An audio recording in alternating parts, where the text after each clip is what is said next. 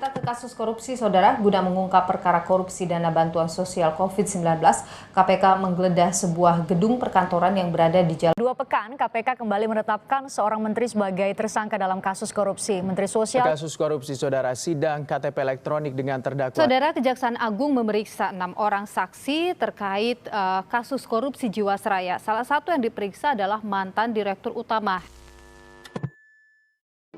Korupsi merupakan suatu perbuatan yang dilakukan seorang untuk mendapatkan keuntungan untuk dirinya sendiri atau untuk orang lain. Akan tetapi hal itu bertentangan dengan tugas dan hak orang lain. Korupsi juga merupakan suatu permasalahan atau tantangan yang dihadapi di berbagai negara, terutama di Indonesia ini.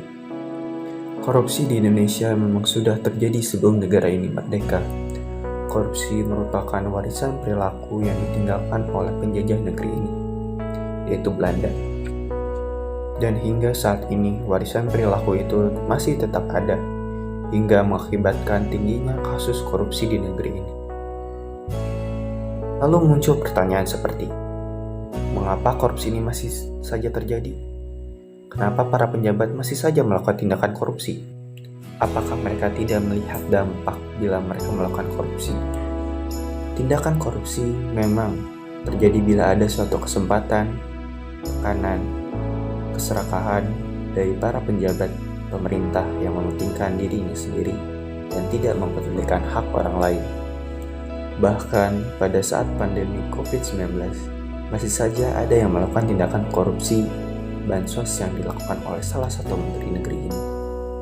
Tentu hal itu membuat masyarakat merasa marah, kesal, dan kecewa terhadap tindakan yang dilakukan oleh menteri tersebut.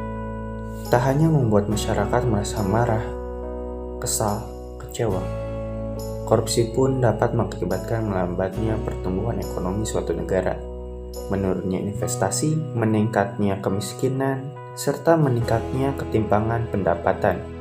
Bahkan korupsi juga dapat menurunkan tingkat kebahagiaan masyarakat di suatu negara. Lalu, bagaimana cara kita untuk menghentikan korupsi yang terjadi di negara ini? Korupsi memang tidak bisa dihentikan begitu saja. Tak ada jalan pintas untuk memberantas dan menghentikan tindakan korupsi ini. Oleh karena itu, kita harus bersama-sama sadar akan bahayanya korupsi ini.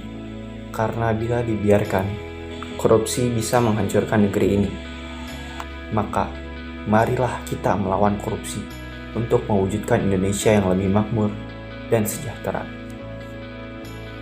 Untuk mengakhiri video ini, saya akan mengutip perkataan seorang pelawak legendaris. Bangsa ini tidak kekurangan orang pintar, tetapi kekurangan orang jujur. Kasino Warkop.